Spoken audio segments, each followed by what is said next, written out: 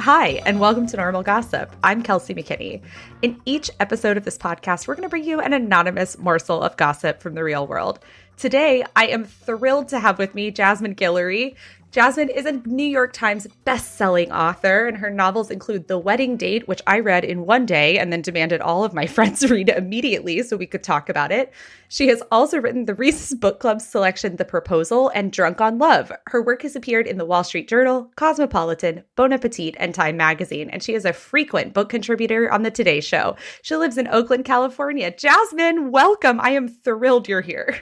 I am thrilled to be here. Oh my God, I'm so excited. How are you doing? How's your day? I am great. How are you? I'm good. I'm like all amped up to talk to you. Embarrassingly, I am a huge fan. So thank you so much. Well, I am also a huge fan of this podcast. Oh my God, that's beautiful. Yeah. I love that for us. Do you want to start out with just the first classic question I have for you, which is what's your personal relationship with gossip like? A previous guest on this podcast, who I do not remember who it was, said like fiction is just fake gossip. And yes, that's maybe why I love writing fiction, because it's just made up gossip. So it's like me writing a book, imagining that I'm telling this like, oh my God, listen to what happened next story to one of my best friends. That's so much fun. Can you tell listeners who might not be familiar with your work kind of what you write about and then how that is directly connected to this tone? So I feel like Absolutely. There's a specific thing going on there they might not understand. Yes, I write romance novels. We love it. And so it is very fun to be able to tell like the gossip of two people getting together in a very fun way. Yeah. So how does that like play out, particularly in your process? Do you have to think about like who knows what about other people? I do actually always have to think about that because partly because like most of my books I'm telling from two points of view, right? From both sides. And so I kind of have to think about like what does each person know about each other? Yeah. And then what do their like various friends and family and relationship know about what's going on? Especially when, as often is the case in relationships, right? People are keeping secrets either from their friends and family or from their partner or whatever. And so I do have to sometimes pay attention to like, oh wait, but they don't know that yet. Okay. Yeah. So. This is kind of a question out of left field, so I understand if you don't have an answer for it. But I am curious, I wrote a novel, and one question I was constantly getting is which parts are true, which I am sure you have heard or may hear in the future. How do you kind of view truth as a lens that matters or doesn't matter in your work and in gossip, I guess? This is sort of something I think about because often the parts that are true are like the emotions. Yeah. Right. So like either I have felt some specific emotion or a friend has and told me about it or something, but the situation is almost never the same. I mean, there's often like a funny story from my life that I will drop into a book, but it's usually an aside, right? It's not like, it's not the plot or anything like that. But people often ask, like, is the character based on you or someone you know? And like, I mean, often there's like a germ of the beginning of the character that I get either from my real life or from a story that someone has told me. Sure. But then as I write, it becomes their own person, they become their own character. Yeah. When you're thinking about like what characters know and what they don't know, how do you map that out? Just out of my own curiosity, like what is your process like? Do you write just straight through? In a first draft, I write just straight through. Wow. But I like my first drafts are incredibly messy. So, and I do a lot of revision before anyone sees it. So when I'm revising, I will like sort of, I make a big spreadsheet chapter by chapter. Yeah. And then I'm thinking like, oh wait, this story has to be told before they have this conversation. And after they have this conversation, where can I drop it? Or, things like that. So that's something that I pay a lot of attention to, like, as I revise. Yeah. And then I'm always thankful for editors and copy editors, et cetera, who always catch things that I did not. So I like this. This is very interesting to me, right? Of like kind of a vomit draft that you then kind of restructure. Do you do that with gossip stories in your real life too? Usually, yes, actually. You do. I mean, the problem is I don't do the restructuring. I just vomit the draft, right? Yeah. So yeah. if I talk to a friend, I'll be like, oh my God, listen to what happened. And then usually I tell part of the story and they're like, wait, I don't understand. I'm like, oh, right. I forgot to tell you. Okay. So I jump back and forth and yeah. So often probably people are very confused by the gossip that I tell them. That makes sense, though, to me that you said that your fiction is kind of like gossiping for you, right? Because it's the same process of iteration, yes. I guess. Well, and often also like sometimes you have to think about who already knows enough about these people so that I can tell the gossip to that they will understand it, right? That I don't have to do all the background. Yeah. So if I'm telling, if I'm telling someone like gossip about my family who is not in my family, right? Right. It is usually one of my best friends who I have known since I was like in 7th grade. Because like those people that you've known since you were little, they have hung out with your whole family. Right. Like, they know it. They know who all the players are. So I'm not going to tell someone like, I don't want to have to start with the family tree. And then, like I could just drop in with, okay, so this uncle, like they already know who all the people are. You don't have to do like full flashbacks because your friend just remembers your childhood, which is useful. Yeah. The only question I have left is just about crushes, which I thought would be fun since you are a romance novelist. I would like to know how you think about crushes in the gossip landscape, like with your work. Like it feels like a crush is the best fodder for gossip to me. A crush is really good fodder for gossip, but sometimes like a crush is a thing that you want to kind of hold on all by yourself too, right? Because like I think of crushes often as just something really innocent. Like, like that guy at the coffee shop who always like knows your order and he smiles, smile back and like, but it's nothing, it's not real. It's just something that like brightens your day a little bit. Yeah. Or, the person that you always see while walking your dog and you never talk, but you smile. And like, I feel like crushes are just like a small happy thing. And then someone else is like, you and that guy at the coffee shop. And you're like, no. It was just, we just always met each other. It's okay. Yeah. Yeah, it is. There's kind of a like sacredness to that crush that you're like, I don't want to know your name. I don't want to know anything about you. I just want to wave. Yes, exactly. Right. I want to tip you for my coffee and say thank you. And I don't want to ruin it by knowing anything about you. I just want this to be a special little like tiny relationship that we have. Because you can like create the fantasy in your head. Exactly. Right. You can write a whole book about it. You can write a whole romance novel about it if you believe. Yeah. Are you ready to gossip? I'm ready. Great.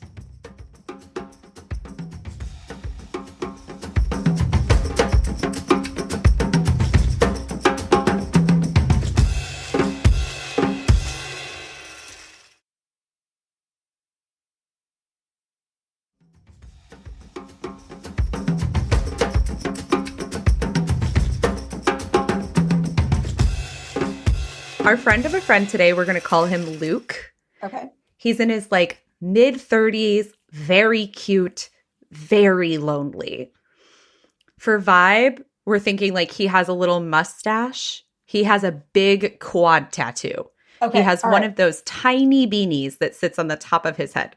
Okay, I'm picturing him. Tell me, do you have an idea of like what this type of guy is like? Any preconceived notions you'd like to share? Yes. Like is always kind of sitting at the bar of the place that you go into. I think he's a person that a lot of people would have a crush on. Right? Yeah. But you said he's very lonely. So maybe he's not good at actually having a conversation. I know. Okay. So Luke's like number one goal in his whole life is to hang out. Like he just wants to be hanging out. He like moved to a like mid-sized city in the middle of the country from a coast because he was like, if I have a lower cost of living, then I have more time to hang out because I have to work less. Got it. Okay. This works. He loves his new city. It is like summer, best place on earth to him. Huge parks, so green, mild. Lots of places to hang out. Yeah, exactly. The problem is that because he's moved, he doesn't have any friends here. Do you have any ways to make friends? As an adult, what's your method? I mean, a lot. Not to be too gendered on this, but I mean, probably to be gendered on this. Yes. But a lot of my ways to make friends are like woman related. I think we have different ways. But you know, Luke seems like a meeting people at a bar kind of person. Yeah. Right? So like hanging out at a bar or finding an activity you all enjoy. So whether it's like crafts or reading, you know, join a book club or, you know, sports, any of those things. Yes. The activity that Luke loves is democratic socialism. Okay. So he I see Luke. I can see him. He joins like a political activist group in the city, and like this goes great, honestly. Like he loves the group. He feels good. He's like lobbying for changes in his city and feeling like he's making a difference. But what he realizes pretty quickly is that because this is a city where people kind of grew up, went to high school, and stayed, people have built-in friend groups that they are already very solidified in, and he like cannot figure out how to wedge himself into one. Yes, that's often a challenge. It's so hard. Yes. After 6 months, his only friend is this girl named Max. He met Max at work because they both work at a bike shop. And this is great because bikes, you know, lots of things to talk about. Yes. And Luke only has 3 passions. They are democratic socialism, hanging out, and bicycles. Yes. So he's like, bicycles are great. I have my 3 bikes. His favorite kind is this like vintage steel road bike, and he like babies it, right? It has like a custom triangle bag, slightly oversized tires, and like shiny handlebars. Okay. All right. Do you have feelings about bikes? I mean, only in that, you know, I live in a place where a lot of people ride bikes. Mm-hmm. I am not one of them, but I do have a very clear picture in my head of who Luke is. I am also not a bicycle person because I'm terrified of getting hit by a car. Same. So to me, I'm like, that looks like a bike. To bike people, Luke's bike is like a beacon, right? And they are like drawn to him, but he still can't convert this into friendship. The only friend he's made is Max. Okay. They always have fun when they're like working their shifts together, but they are very much like work friends. So he like hasn't transitioned it into a real friendship. Yes. This would all be kind of fine, right? Like he, you know, it takes time to make friends. It takes time to feel like you belong in a community. But 6 months after Luke moves there, his landlord announces that she's selling the building and Luke will have to move. So he is being evicted. Oh, no. Poor Luke. He's not super upset about this because his apartment is like kind of a shitbox, right? It's like dark, no natural light. The neighbors suck. He has like a bunch of those big house centipedes that are always crawling around. Well, it's maybe time for Luke to move anyway. Yeah. But the issue is that rent has increased. So he's like, I can't, even though it's only been 6 months, he's like, I can't afford an equal place for the same price. Right. And he works at a bike shop. He probably is not making a ton of money. Yes. And so his inclination is like, oh, I need a roommate. But his only friend is Max, who is a work friend. Oh, no. Why are you saying, oh, no? I mean, I am worried that he is going to spoil his only friendship. I do think it's important to note here that there is like 0 sexual tension between Max and Luke. That is important to note. I was wondering if he was interested in Max. No, like friendship vibes only. Okay, good. That's good. Does this change your mind? Like, not really. I mean, because often you can very easily ruin friendships by becoming roommates. What do you mean? Well, everybody has a different like living schedule, right? I mean, some people are morning people, some people are night people, some people are messy.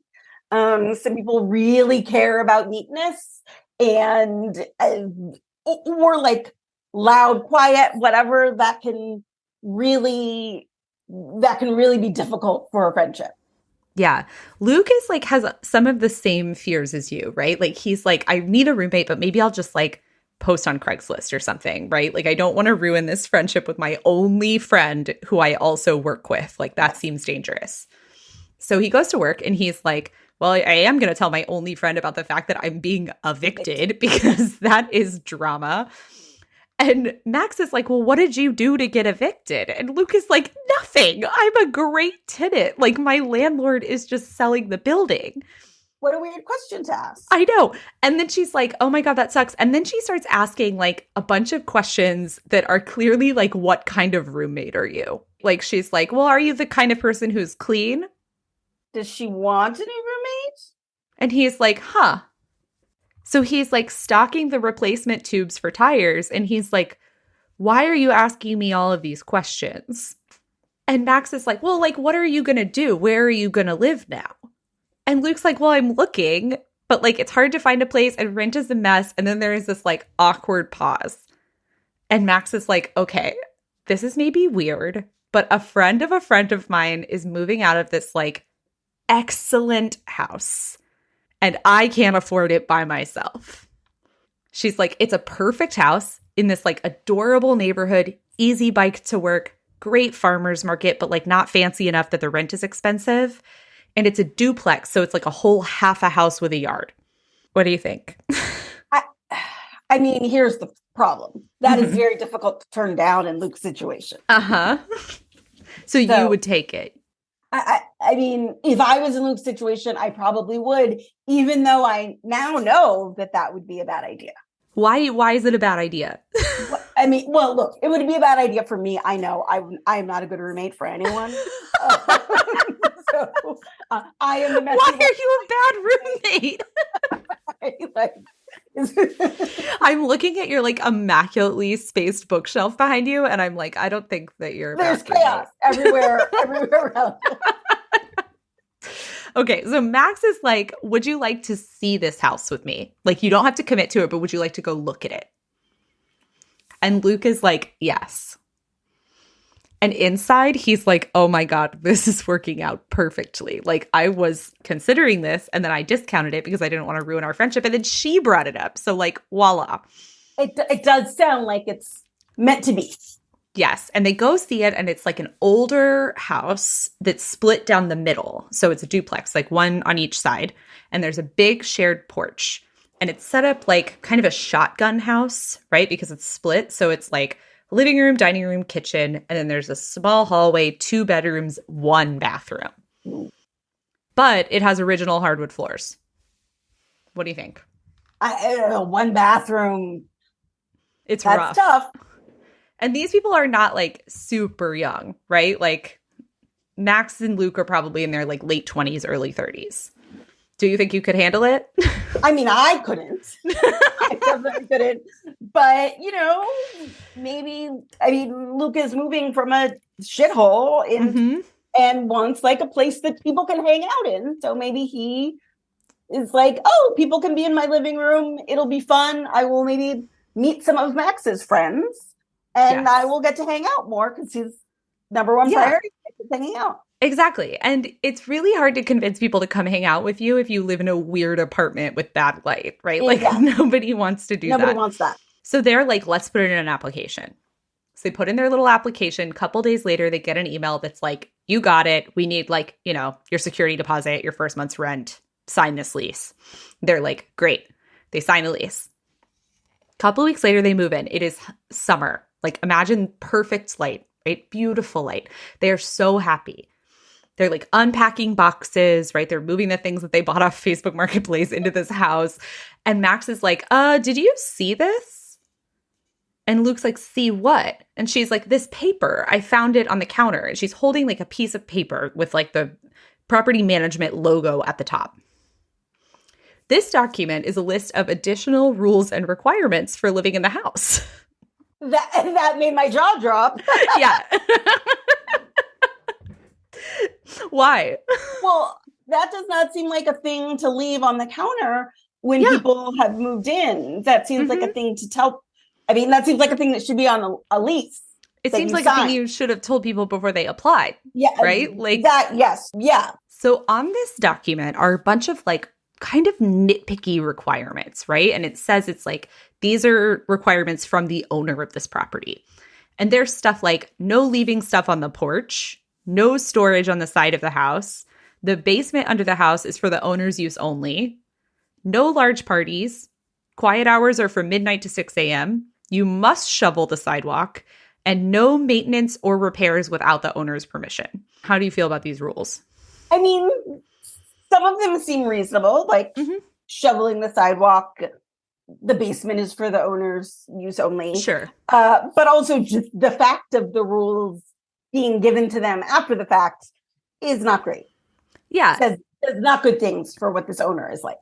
Right. It's also, to me, I'm like, some of these rules, like quiet hours are from midnight to 6 a.m. It's like, that's an Airbnb rule. Yeah. Like, if you're living in a house, you should simply communicate with your neighbors if you're going to have a party, right? Yes, right. Like, that's how living in a community works. Yes. Whatever. The realtor, they call the realtor because they're like, what the fuck is this? And the realtor is like, oh, it's not that strict. It's just a list of rules. Like, the tenant before you had no problems. I'm happy to connect you with them if you want. Luke's like, this seems bad. Landlords love to abuse their power. It seems like this is like unfair and ridiculous. I'm on Luke's side, I think. Yeah. And Max is kind of like, it is. Like, I agree with you. But also, this is a nice place. The rent is under market rate. We were going to do most of these things anyway. Like, calm down, Occupy Wall Street. And Luke is like, listen, as a member of Occupy Wall Street, we were fucking right. And Max is like, okay, yes, but like, we have to live here. Like, yes. And I think at the point in which you are just moving in, it is hard to then say like, oh, well, we should move out because the landlord wants us to shovel the sidewalks. It is summer. We're not worried about that right now. And Max is like, of all of these rules, the only one that's going to be a problem for us is like that we can't leave stuff on the porch or the side yard because between us, we have 5 bicycles, which is like a lot of bicycles. But they're like, it'll be fine, right? The house is kind of big, like whatever. No, I did not think about the bicycles. I would assume that they would want to put them like in the basement, which they cannot do or something like that. But they can find a way. Yeah. Yeah. Which side are you on right now of like Luke or Max? Do you have a preference? I mean, look, I think that they both have, concerns about this are legitimate. Yeah. But also, what are you going to do? Like, move out now? Right. I mean, that seems, yeah. Yeah. You've already signed the lease. Like, if you move out immediately, you'll lose money. Yeah. Like, it's a little irrational to pitch a fit big enough to move out. So they agree. They're like, okay, we'll just do these rules. No problem. Whatever. They live in the house for months, like harmoniously. They settle in. They like hang art on the wall. They figure out how to like store all the bicycles so they're leaning up against the wall of the main room. You know, they get like a little cable package. They're like living the dream. The only problem is that Max is one of those people who grew up in this community and has a lot of friends. And so she is always going out with her friends, and Luke is still kind of lonely. He's like, I have this nice house to hang out in and no one to hang out with me. Why isn't she inviting her friends over? So Luke I don't know. It's rude, right? Yes. Maybe it's all the bikes. It's unclear. Or invite Luke to come out with you and your friend. Yeah. Yeah. I don't know. That part's a little unclear to me. Yeah. But because Luke is at home when Max is not at home and bored and lonely, he's like on the lookout for friends, and he starts to wonder about their like next door neighbor. I was going to ask questions about the next door neighbor. Please, what are the questions that you have? Who is the next door neighbor? Great question. Great question. Luke is like, who is the next door neighbor? They've been living here for like 6-7 months. And Luke is like, now that I think about it, I don't know that I've ever seen our next door neighbor. Do they hear the next door neighbor? No. That feels strange to live in a duplex and not hear your next door neighbor. Right. And the lights are like not on, you know? And it's kind of weird, but it's also like, you know, sometimes you just miss your neighbors. That's like not impossible. Yes, true. And it's an old house, right? They're like, maybe the walls are filled with lead paint, right? Like maybe that's why. But Luke is like, it's in the back of his mind, right? He's put this little pot on the back burner and he's like, where is my neighbor? And what really tips him off is when it starts snowing, because this is a place that gets a lot of snow. And the side of the sidewalk that is the neighbor's is never shoveled. Oh, that was in the rules. Yes. And Luke, because he is like a kind, generous person constantly on the lookout for friends, is shoveling his neighbor's sidewalk for him because he's like, it's rude to leave your sidewalk unshoveled, right? Like, and then people might slip. Yes. That is very kind of Luke. Mm-hmm. But the like third time he shovels their neighbor's sidewalk, he comes in and he's like, isn't it weird that we haven't met our neighbor? And Max is like, I've met him. What? And Luke is like, what? Like, I was kind of starting to think he didn't exist. Like, when did you meet him? And Max is like, oh, I don't remember, like, just in passing, but I've definitely met him. Like, I'm 90% sure. And Luke's like, okay. Sure. A few weeks after this, Max comes in. Her eyes are huge. She's like, oh my God, I am so sorry. You were right. I had never seen our neighbor, but I have seen him now. Oh. She perches on the edge of the couch, like with her hands like in a little prayer position. And she's like, telling this tale. She's like, I was sitting on the porch having a little joint when a Toyota pulls up and this man gets out. He's maybe my height. Max is like 5'9". She's like, he's carrying a carry-on suitcase, but like in one hand away from his body, like it's a single grocery bag. She was like, he's wearing a tank top from a charity dunk tank event. And it was low cut with his like chest hair hanging out. And it's literally snowing outside. And Luke is like, it sounds like you think he's hot. And Max is like, shh, he's our neighbor. And then she's like, he has the thickest hair I've ever seen. I swear to you, he's like fucking Oscar Isaac. And she saw the neighbor walk into the house. Mm-hmm. Is she sure that this person lives there? Yeah, she watched him open the door. She said hi. And she came darting in to tell her little tale. And Luke is like in his head. He's like, I definitely would have remembered if I saw a man who looked like Oscar Isaac in a tank top. Like, yes, I would know if I had seen this man. But he's also like, this sounds like a friend. He's like, Oscar Isaac seems like he loves to hang, right? Luke is like, I want to try and befriend this man. But also clearly Max is like horny as hell for your weird like absentee neighbor. And also he's your weird absentee neighbor. Like, how do you play this situation? Poor lonely Luke. I know. I feel so bad for Luke. He's I such a like boy. Yes. I feel like he needs more like lessons on how to make friends. Yes. But also, you knock on the door and say, hey, do you want to have some beer on our shared porch or something? Yes. That is exactly what happens. Luke goes over there and he knocks on the door and he's like, hi. The man who opens the door really does look like Oscar Isaac in a tank top, but now he's also wearing like a zip-up hoodie. Okay. And Luke is like, hey, man, like, I'm your neighbor. Me and my roommate wanted to see if you wanted to come over for a beer since we, like, haven't met you yet. And this guy is like, hey, I'm Nikki. Like, sure, give me 10 minutes. I'm going to go shower, and then I'll be right over. Great. Maybe Luke has made a friend. Maybe Luke has made a friend. But also they can, like, hear when the shower is on. So he's like, okay, that's interesting, right? Like, I have never heard the shower on before, and I can hear it now. Yeah. But also Luke is so proud of himself. He's like, he comes back and he's like, I did it. He asked someone on a friend date. He's coming over. We're going to have a little beer.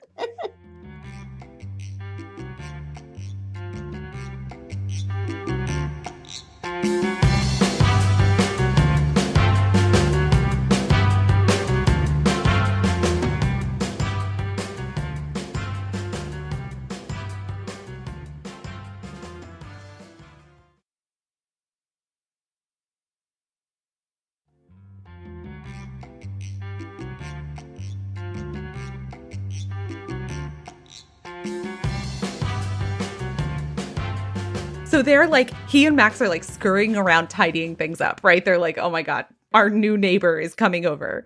He knocks on the door. He comes in. Nikki is here. Nikki has brought with him one of those big beer growlers from a fancy brewery. Okay. All right. He seems like Luke's kind of guy, first of all. Yes. And the beer inside is that kind of beer that like tastes like you're just chewing a hop. Okay. And Luke is like, this man is my soulmate. Yes. Yes. That makes it does sound like he's met his soulmate. Nikki has also brought homemade hummus as a little treat. Oh. And they're like, we love our new neighbor. Yeah, besties. And he walks in and he's like, I love what you've done with the place. And they're like, oh, were you friends with the old tenants? And he's like, oh yeah, but like they had no art and no decorations. And they're like, okay, weird, but sure. And they're both like wide-eyed at this man, right? They're asking him all kinds of questions, right? They're like, who are you? Where are you from? What's your family do? And they learn that he's from Chicago, that his family was like Polish immigrants, that he loves pizza but not deep dish, okay. And that he plays pickup basketball, which is why he was wearing the tank top.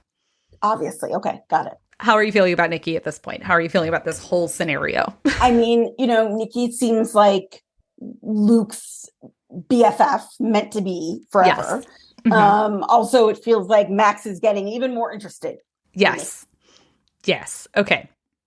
After the first beer, they do like what all tenants start doing, which is like, it's time to compare notes. Yes. Right. They're Let's like, gossip about the landlord. Yes. They're like, how much are you paying in rent? Like, how long have you been here? Like, all this like intel that you need to survive in a place where you don't own the property you live in, right? Luke is like, this is a great place. We love it. He's like, my literal only complaint is the rules.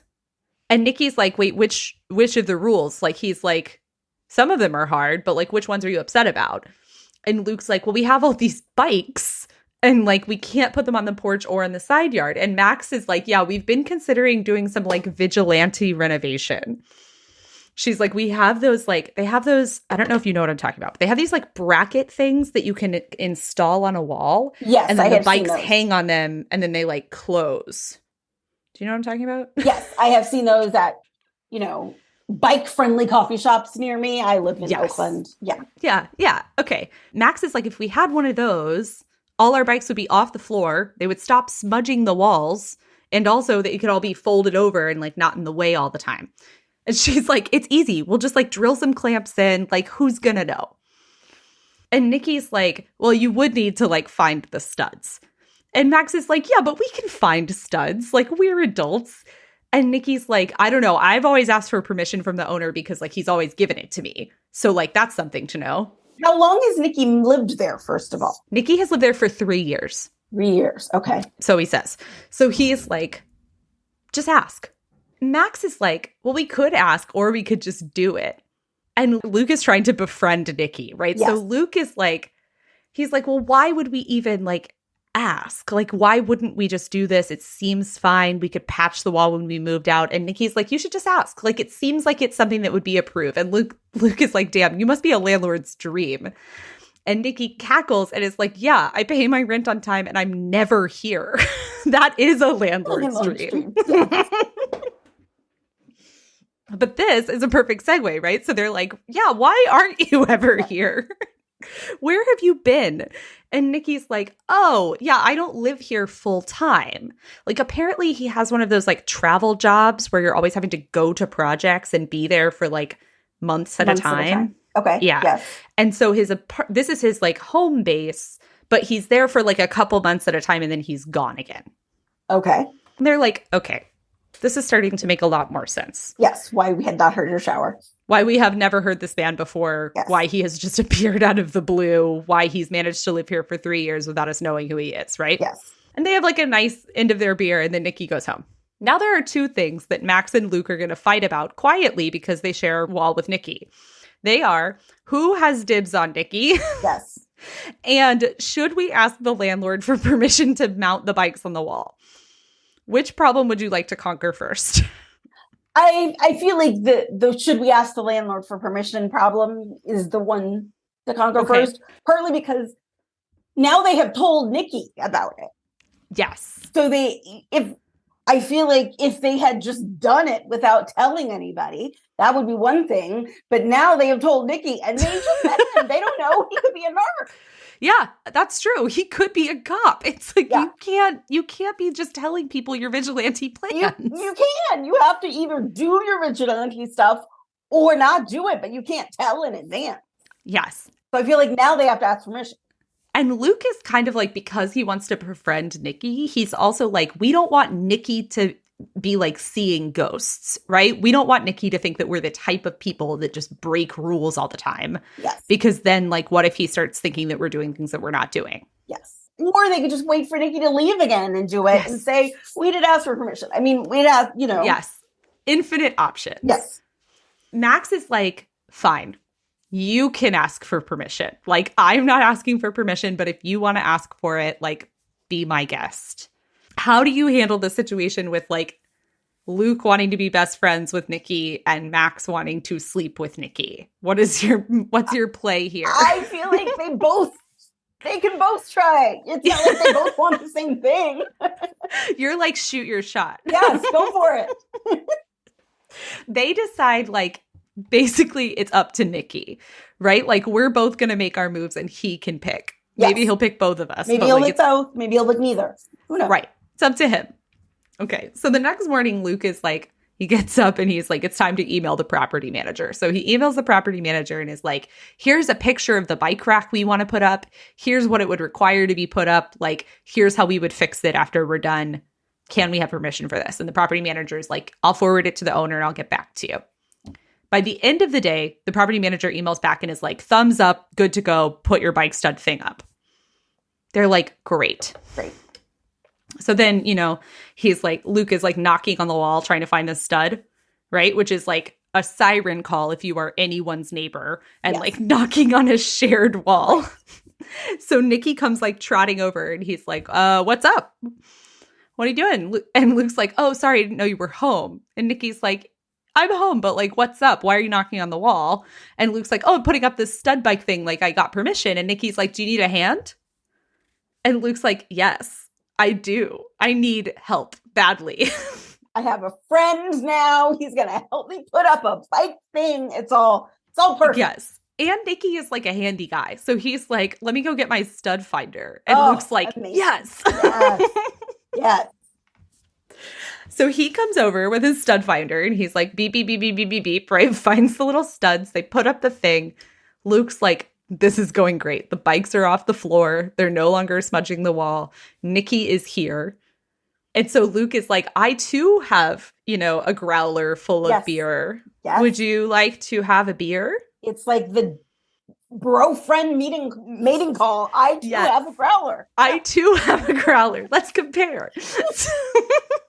So they're like having their little beer, doing their little like, you know, very basic chat of like, what do you do? Like, how long have you lived here? When Max comes in and she's like, oh my God, Nikki, right? She is like flirting up a storm, but Nikki is not reciprocating. Oh.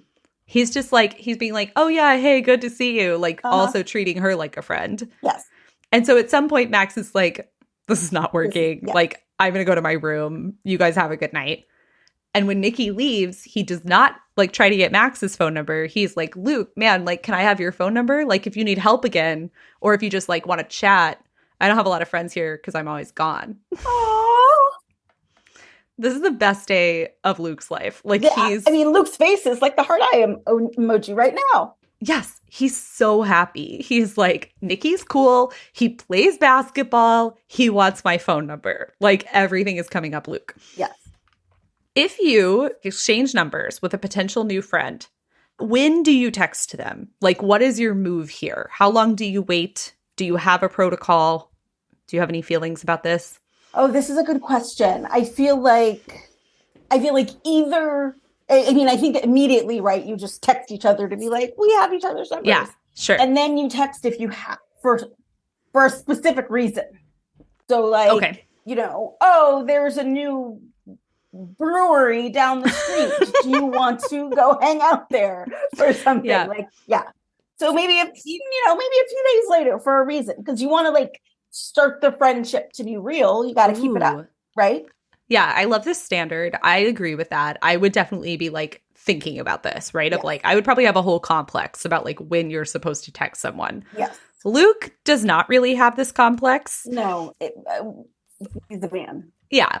And like 4 or 5 days later, he hears that a band is going to be in town and he's like, I'll text Nikki. So he ends up doing your suggestion. Like, yeah, exactly. A specific reason. Yeah. Yes. So he texts Nikki and he's like, hey, there's this show that I'm going to go to, like this band I'm going to see. Do you want to go? And Nikki's like, oh man, I totally would, but I'm going to be out of town. And Luke's like, okay. But he feels like a little hurt in his heart. Yeah. He's sad. He had a friend and his friend can't come. I know. But then the next week, Nikki texts him and is like, do you want to go to a baseball game? And Luke is like, yes. Yay. And so they go on their little date to the baseball game. They're like laughing. They're eating their hot dogs. They're like having their tall boys a beer. They like share a nacho. They're high-fiving when the team scores. They're like, Luke is like, friendship is so nice. Yes. He's like, I love having a friend. Yes. Aww. For the next like many months, things are nice. They hang out when Nikki's in town. They like text about the baseball team. Things are going great. They go great all summer, all fall.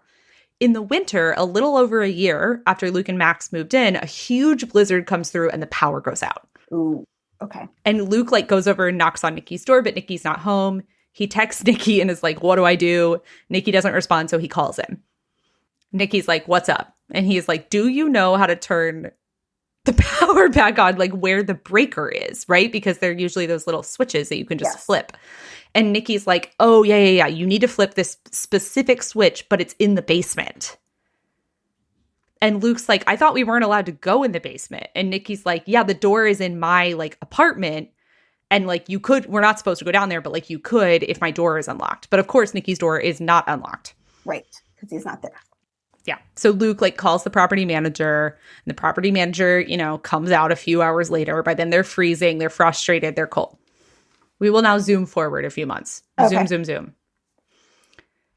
Nikki gets a bike. he's like, Luke, help me get a bike. And Luke's like, this is my dream. My dream. He helps Nikki get a bike, and he helps him like fit it out, right? So it's this like cool bike, and he's really excited about it. And the reason that Nikki gets a bike is that a new bike lane is going in their neighborhood that goes from like their neighborhood downtown. They're very excited. Yes. He and Nikki are becoming very close. They go on a boys' weekend to the lake together.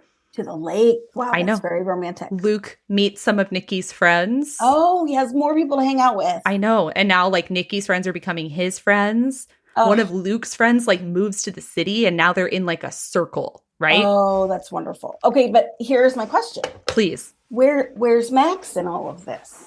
Max, she's just hanging out. She's just chilling with her friends. She's fine. Okay. Is she mad that like Nikki does not want to sleep with her? Yes. Yeah. But like she's fine. Okay. She'll live. All these boys are now in their little like boy hub, right? They're like telling each other about who they're dating. Their bro circle.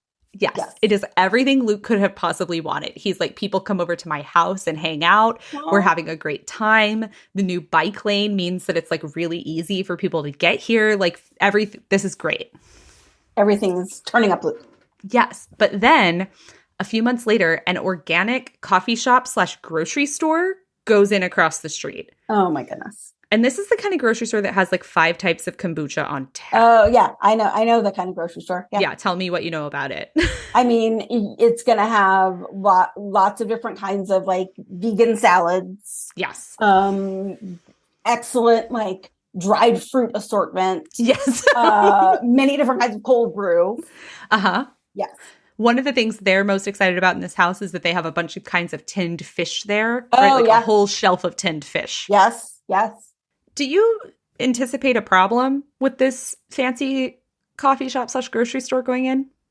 I mean, look, there are often problems with new things going in, maybe because they want like parking instead of the bike lane or, whatever. But we'll see what happens. The problem is that a couple of months after that, new shiny apartments are being built down the block. Of course. Yeah, because it's all being gentrified. Yeah. Yes. This neighborhood is being rapidly gentrified. Yes. The houses on their block, which have been full of like families that have lived there for a long time, are going up for sale for huge prices. Yes. How do you feel?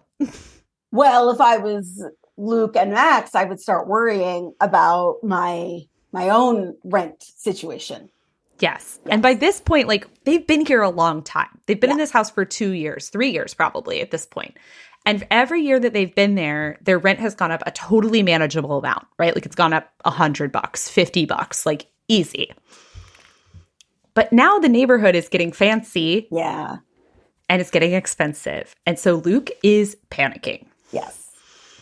He texts Nikki and he's like, have you gotten your rent increase notice for the next year?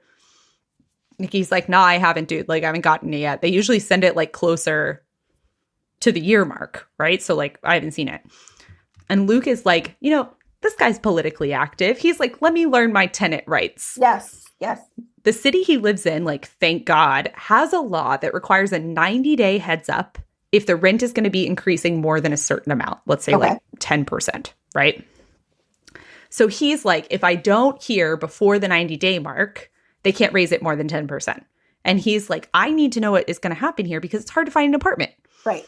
110 days out. Luke is like emailing the property manager. He's like, please, please, please, where is my rent notice? Why is he asking? Tell me more. Why do you think he shouldn't ask? Why would he remind the property manager about this? That's a great question. This Luke, is the thing. If he knows that it has to be 90 days, you just don't say anything and wait. Yes. But Luke is like, he's so anxious about this. He's like, I just want to know what my rent is, right? Like, I just want to know if I have to find a new apartment or not. Calling. He's asking Nikki. Nikki's like, I haven't heard anything. Finally, he gets the property manager on the phone at like 92 days until their lease ends, right? And he is like, listen, I'm freaking out. I need to know what our rent for next year is going to be. Like, what's going on? And the property manager is like, you don't need to worry. Like, you're good. You'll get the letter in a few weeks. Luke feels like relieved. He plants his little garden for the next season. He like tries to relax. How do you feel? I mean, I'm concerned that he's reminding people of this. I feel like this again is a situation where you just keep quiet. Yes. And remind them about it after the fact. Like, oh, well, too bad. Yeah. So now I'm worried for Luke. 30 days before their lease expires, he gets the mail from the property manager. Their rent is going up 40%. 40. So he like brings it to Max and he's really upset. And Max is like, dude, I can't afford that. Like, we're going to have to start looking. We can't pay 40% more in rent, even if like the neighborhood is getting easier to live in. Like, that's insane. And Luke is like, it's not just insane, it's illegal. Like, they can't do this. Yes. And Max is like, landlords don't know the phrase can't do this. Like, they don't care. What do you think they should do here? That's when you call your friendly nonprofit landlord tenant organization and say, give me language to tell my landlord that they cannot do this. What Luke does is he tries to call the property manager, but it goes to voicemail. Yes. And he's pissed. And so he texts a picture of the renewal thing to Nikki. And Nikki responds with a thumbs up emoji. That seems like a strange way to respond. Yes. And Luke is like, this is extremely fucking weird. Like, he's like, why would he respond this way? But he's also like, you know, Nikki's busy. He's traveling for work. Like, maybe he just maybe he meant the thumbs down emoji and just accidentally sent the thumbs up emoji. Yes. He's like, part of my sorrow is that like I might not get to live next to Nikki anymore. And he sent back this thumbs up. And he's like, I thought I had a good relationship with the property manager who told me I was, quote, all good. All good. Yeah. And then he's not answering his phone, which, I mean, Luke really should not have called him. This is when you start doing things in writing. Yes. But, yeah. At this point, Luke realizes I need to be doing this in writing. Yeah, and so he goes to the like tenant rights, you know, whatever nonprofit in his city. And most of these places have like standard language on their website. So he's like, great. He copies the standard language on the website. He sends it in an angry email to the property manager that's like, you know, according to this law, like blah, blah, blah, blah, blah. He doesn't threaten to sue, but it's like the kind of email that is like, we will sue you if we have to, right? He's like, I feel betrayed. I have every right to send this email. This is insane. He sends a screenshot of the email to Nikki. And Nikki is like, this sucks so much. Like, I really don't want you to move. Like, I hate this. The property manager emails Luke back and is basically like, tough shit. Like, this is what we're doing. And Luke responds with like the fire of 1,000 suns. Yes. He's like, absolutely not. Like, you cannot kick us out of this house. You cannot raise our rent. Like, there are laws. You have to follow the laws. And again, he shows Nikki, and Nikki is like, this sucks. Like, this is a terrible way for them to deal with this. And then he's like, but like, as your friend, I want you to like be a little careful here because like renting is really rough right now. And these guys do have like blacklists. He's like, you don't want to get blacklisted from renting apartments in this city. And like the rent in this neighborhood is going up. So it's not entirely their fault. I mean, yes, you don't want to get blacklisted, but also it is entirely their fault. They're the ones who are choosing to raise the rent 40% and are doing it illegally. Yeah. Luke is like, it is literally their fault. Like, it's literally illegal. And eventually, after like a lot of pushing and a lot of yelling, the property manager is forced to extend their lease by like at the old rate for 90 more days. Yes. Right? So at least now they have like time. Yes. So Luke tells Max, like, we have 90 days to find a new apartment. And he like tells her frustratedly, he's like, I talked to Nikki and he just like doesn't seem concerned about this at all. And Max is like, well, yeah, he's like always traveling. He makes a shit ton of money. He's just going to pay whatever they tell him to pay. And Luke's like, yeah, but like friendship. And Max is like, well, I mean, you said it yourself. He's a landlord's dream. And there's like something in the way she says it. Like maybe it's the tone or the inflection. And it like plants a little seed in Luke's mind.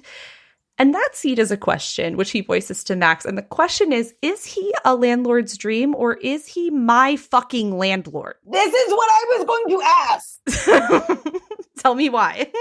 Because, I mean, well, he sounded suspicious from the beginning. Like, first of all, in a duplex, often the person who lives next door is the landlord. Mm-hmm. He didn't mind the rules. He wanted the landlord to be asked permission for the rules. And yes. the like having a home base and then moving around, that seems a little questionable. And also, he didn't care about the raising the rent, which even if you're making plenty of money, people care about those things. Yes. Max is like, oh my God, it all makes sense. That's why he wouldn't sleep with me. He's our landlord. And Luke is like, no, that is not the problem here. What do you do? That's when you do some research to see who is actually your landlord. How are you going to do that research?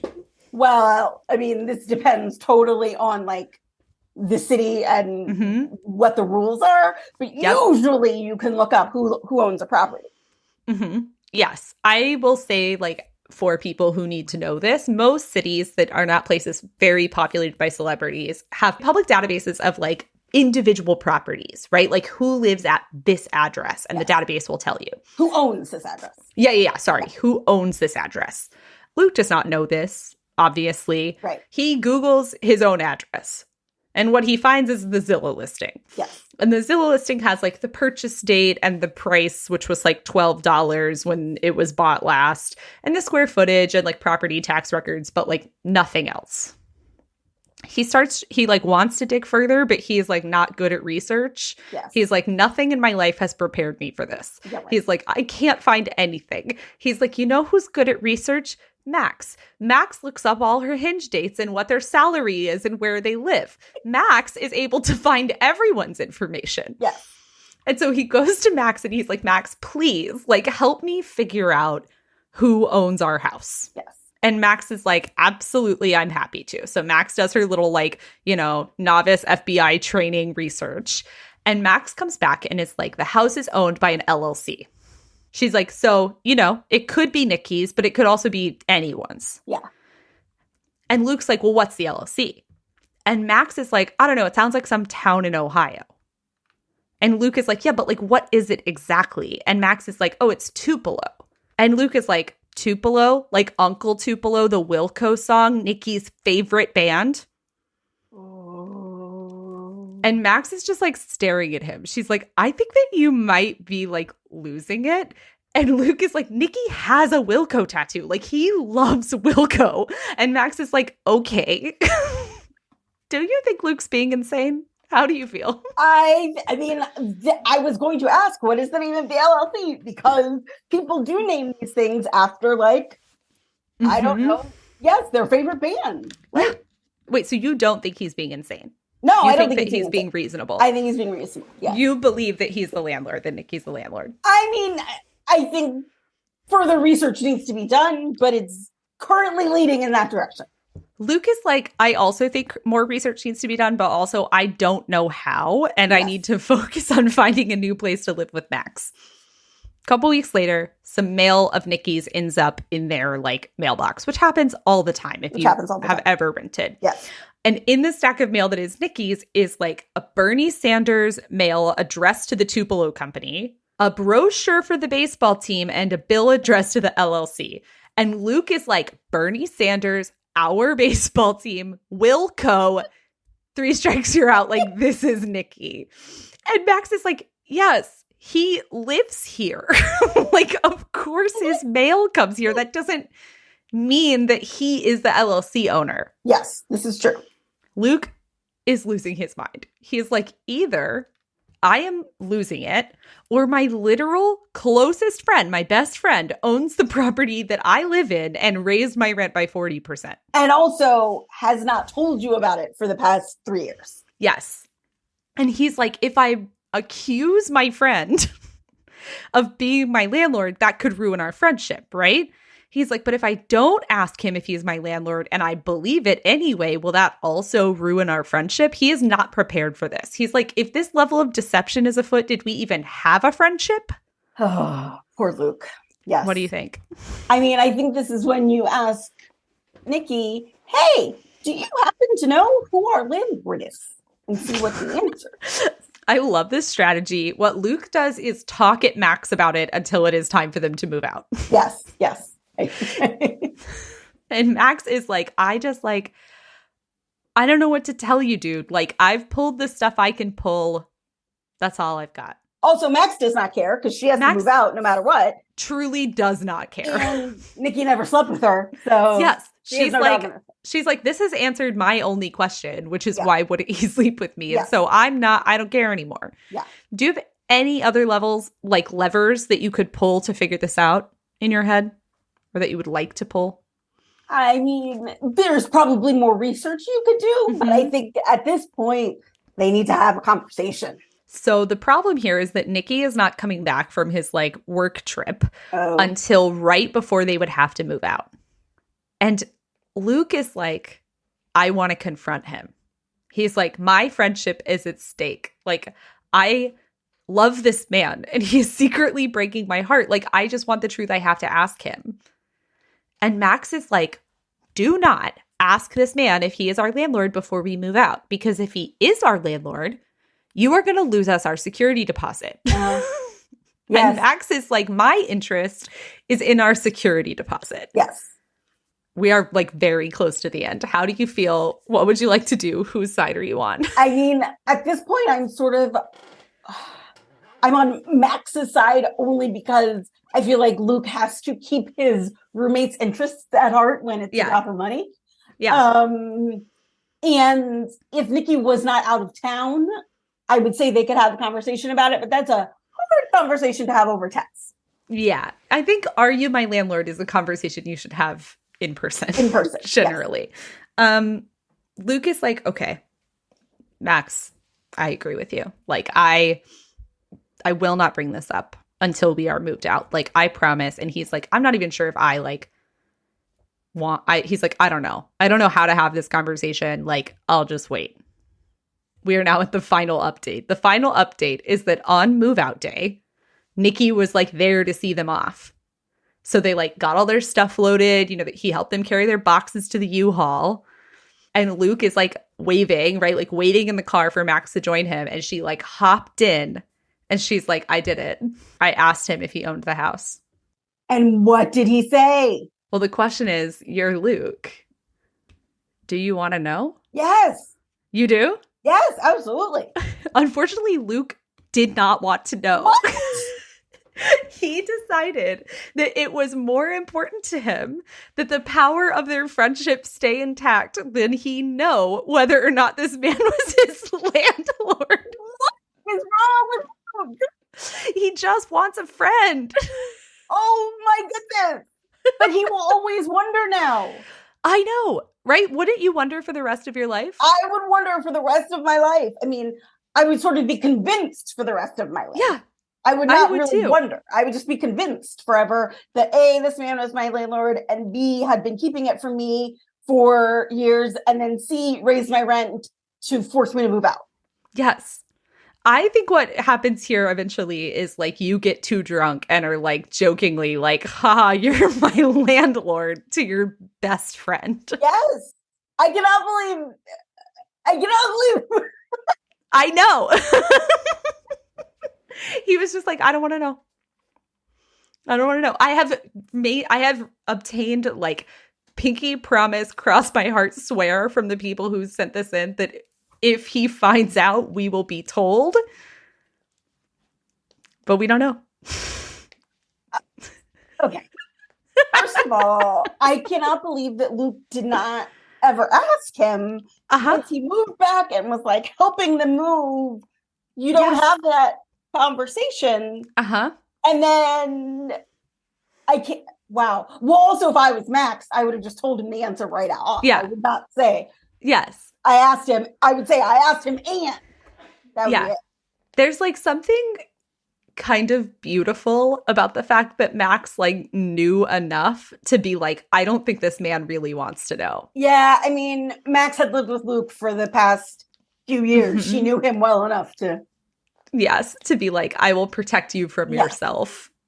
But also that means he lives with someone who knows the answer. Like, I mean, this is like when, you know, people are having a baby and one person finds out the sex of the baby and the other person doesn't. Yeah. You only have 9 months to keep that secret, right? Usually it's impossible. Nobody keeps that secret. So how do you keep that secret forever? Yes. Especially like if you're Max, you're going to have to see him, right? He's going to come over. He's going to come over and hang out with Luke. I know. He has been the landlord too. I am convinced that he is. I am also convinced, but we have no evidence. I mean, we have a lot of evidence. We have a lot of evidence. We just don't know for sure. We don't know for sure. That's true. Wow. Oh my goodness. Luke. I know. Oh. Well, Jasmine, thank you so much for coming on Normal Gossip. It was a joy to have you. I hope you've had fun. Thank you so much for having me. This was a delight. And you have to promise that if you ever find out, you have to tell me ASAP. I absolutely promise. Okay. I am like personally dying. I was like, send me the address. Yes. Right. Yes. I will find out. Thank you for listening to Normal Gossip. If you have a gossip story to share with us, email us at normalgossip@defector.com, or you can leave us a voicemail at 2679-GOSSIP. If you love this podcast and want us to keep making it, become a friend or a friend of a friend at supportnormalgossip.com. You can follow the show on Instagram and TikTok at Normal Gossip. You can follow Kelsey on all social media at McKinney Kelsey. This podcast was produced by Alex Sujong Laughlin. Diana Moskovitz is our story editor. Justin Ellis is Defector's projects editor. Jasper Wang and Sean Kuhn are Defector's business guys. Tom Lay is our editor-in-chief. Jae Towle Vieira is our production assistant. Dan McQuaid runs our merch store, which you can find at normalgossip.store. Tara Jacoby designed our show art. Thank you to Israel Daramola for your help on this episode. Thanks to the rest of the Defector staff. Defector Media is a collectively owned, subscriber-based media company. Normal Gossip is a proud member of Radiotopia. Normal Gossip is hosted by Kelsey McKinney. I'm Rebecca, and remember, you did not hear this from me.